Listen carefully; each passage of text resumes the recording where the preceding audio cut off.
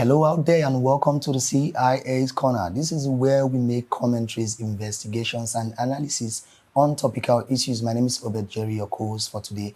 And yes, you can also be a part of this show. If you have anything to add to what has been said here, or if you have a contrary opinion, please slide to our comment section and drop your comment. If you are yet to subscribe to our channel, please do well to subscribe, turn on your notification button, connect with us across all our social media platforms. And yes, I would like to give a very big kudos to the Lagos State Governor on the inauguration of the Lagos Rail Mass Transit that was inaugurated yesterday. We could see that it was flagged off by the president in person of Bola Ahmed Tinubu and other governors that graced the occasion, big parastatals like Uzodinma and all other persons. Then the story for today is during the inaugural speech given by the president, we could hear that the president was tackling the Labour Congress, the organized labor in general, of how they have embarked on a series of protests and strike just in 9 months of him being in office, that it is wrong. Well, let's go for a very quick break. When we come back, look into the story properly.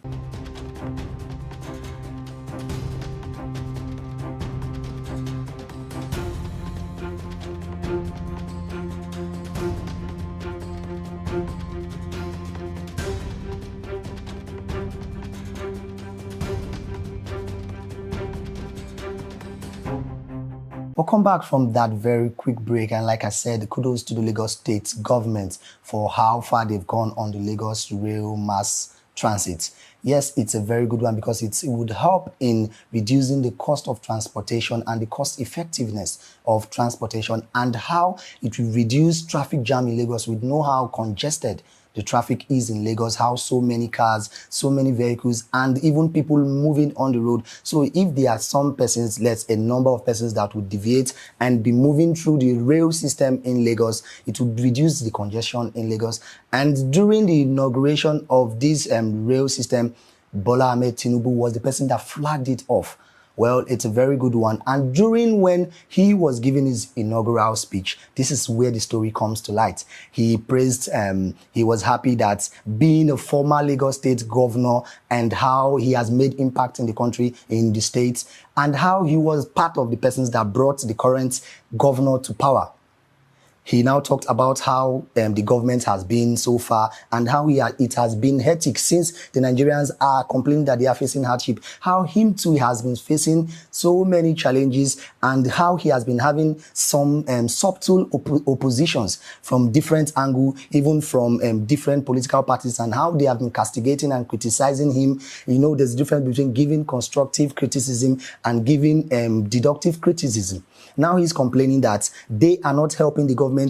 And then he now even focused on the Nigerian Labour Congress, saying that the organized labor have gone on protest and strike for more than 4 times just in his 9 months in office. They are not even letting him breathe and enjoy the power that he is in at the moment. They are not even letting him complete 1 year in office before even embarking on different complaints, different strikes and different protests, that it doesn't help the government and it's not making the government go well, that they are the part of the people jeopardizing the peace of the country, that they should put heads together with him and help him support the government to make Nigeria a better place. Now, we don't know his own definition of wanting these people to support his government. Maybe supporting the government, he wants them to not protest or speak out on ills that the government is doing, the parts that the government is not doing right. Or maybe he wants them to just become political, because we know that the Nigerian Labour Congress is not a political party from the onset. They are just a union that is helping concerned Nigerians, organizations under them to speak out on what is not right and what's supposed to be done in the country. Well, I don't blame the president to an extent for saying such in a public place and castigating the Nigerian Labour Congress. I feel it's the fault of the Nigerian Labour Congress. Like somebody alleged some time ago that from after the tenure of Oshomole being the president of this union, that after those times, the Labour Congress has been jeopardized. It's making us like maybe accept that thing that has been said.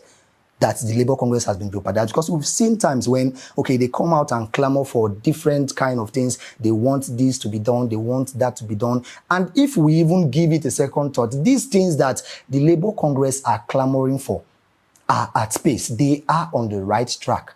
These things the Labour Congress are clamoring for are on the right track. But the pattern at which they are going about it, the pattern at which they come out say they want to embark on protests and strike. We could see the last strike that they embarked on to warn the federal government on what to do and what not to do in the country. And we know that all these their demands, they are like the 17 points demand, affects us Nigerians, affects almost every nook and cranny of the country. But the pattern at which they go about it, we could hear just a few days ago, the president of the Labour Congress, Joe Ajero, was saying that the presidency, the government, the federal government somehow was bullying them to not embark on this protest. If we could check in times back, during the Oshomolos era, we saw several times when the government at that time bullied them over so much than what the current president is facing at the moment. But they still held their ground on what is to be done and what's not to be done. Now the Nigerian Labour Congress is making it look like a sham, like it's a joke thing. They come today and say a thing. They come tomorrow and make changes in their plans. They come today and say, okay, we are embarking on this protest. Like I said the other day, that after the Labour Congress called off the 2-day protest that they made, after the first day, after they called it up and made their demands known, that they put many Nigerians to shame, in the sense that some Nigerians put their faith on this Labour Congress to help them speak out, because some of them are so tied to a corner that they cannot speak out. Some of them are civil servants, some of them are working in private sectors, and they know that they are of benefit if these demands that the Labour Congress is clamoring for holds water. Now they are saying, after they have put their hope on these people that cannot speak, because this Labour Congress is like the voice of the voiceless. There are persons that are working in different parastatal and organizations whereby they cannot come out to face the camera, come out openly to protest against the ills done to them, because they might in one way or the other lose their jobs, lose their source of income, lose their accommodations, and even go as far as losing their lives, because we don't know different angles and what these persons are capable of doing. And back to the story at hand, we could see what the president said during the inaugural speech, that he said sarcastically that since the organized labor cannot put heads together with him, if they cannot put heads together with him to make the country a better place, to help with suggestions and all that ideas, to help him come together as one to make the country a better place, that they should meet him at the poll come 2027. That is, they should on their own, being an organized union, they should come together and make a political party and meet him at the poll and maybe get a person to contest on behalf of the union. Now, just imagine how if the Labour Congress comes out to say, okay, we are campaigning, we've become political. Remember, they are not political. We've become political. How stupid it will sound. It's not possible for them to come out and say, okay, we want to become a political party. But why won't these things be said to them when they are taking their moves and their actions as a thing of joke? Why won't these things be said when they don't hold their grounds on what is supposed to be and what is not supposed to be? Now, let's look at it from what the president actually said. During these times from when President Tinubu has come into power from May 2023 till this date, how many times have aside being a union, has the union come out to tell the presidency, okay, this is, let's work hand in hand, let me give you suggestions, let me give you ideas. They are wise people, they are smart people, they are intelligent people, they are people that are exposed to governance in that union. How many times have they come out to, okay, work with the presidency and say, okay, this is the suggestion I have, this is what I have to say, aside coming out maybe to make demands in general as Nigerians? How many times have they come out to say, okay, this is the idea? We could see the likes of Peter Obi, Atiku, giving criticism and maybe pointing out to ills and giving corrections. Okay, this is what I suggest we do. This is the angle I suggest. Peter Obi does that so many times. This is the angle. This is the idea I have on this angle. Remember that giving criticism and picking up errors without giving corrections and suggestions is irrelevant. And we don't know the outcome of what it would be if it comes to that deadline ultimatum given by the NLC to the federal government if they don't meet up to the demand. But I suggest the federal government, the NLC should put heads down and work with the president, since the protest pattern and the strike pattern is not yielding fruit from all what has been said and how they have been protesting from last year to this year, and no outcome. They should come down and think of other strategies, meeting, coming to a truce and agreeing on something. And the president on the presidency and the federal government on the other hand should at least make these people feel relevant, at least for once.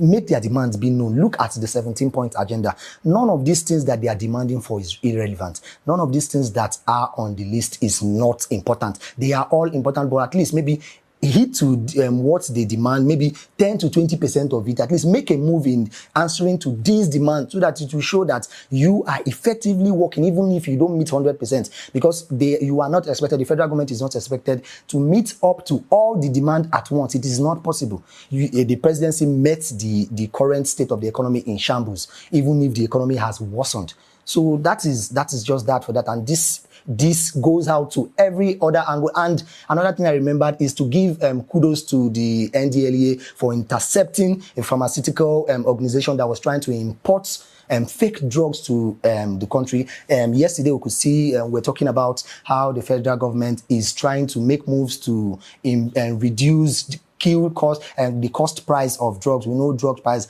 have increased, and the federal government is trying to reduce the price. And then we could hear now that they intercepted a huge amount of drugs and fake drugs that was imported into the country. Well, you see that you and I, the average Nigerians, have a role to play too in the improvement of the economy. This goes out to pharmaceutical organizations in Nigeria also.